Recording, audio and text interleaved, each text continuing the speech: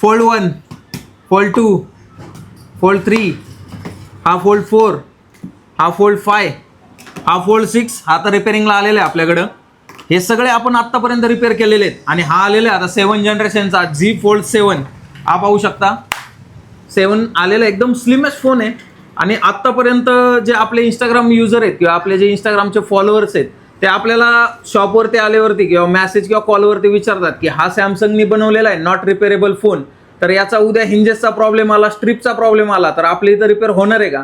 तर आपण हा लिमिटेड एडिशनवाला फोन त्यासाठीच परचेस केलेला आहे की आता याला आपण ओपन करणार आहे. याच्यामध्ये जे फीचर्स आहेत किंवा याच्यामध्ये जे स्ट्रिप आहे, याचे जे हिंजेस आहेत ते आपण तुम्हाला ओपन करून लाईव्ह दाखवणार आहे की कसे त्याचे हिंजेस असणार आहे. आणि आपण पूर्णपणे नॉट रिपेअरेबल बनवलेला सॅमसंगने हा फोन आहे, तरी पण आपण याला आता पूर्ण डिस्प्ले वगैरे सगळं काढून रिपेअर होतोय का हे आपण ट्राय करणार आहे.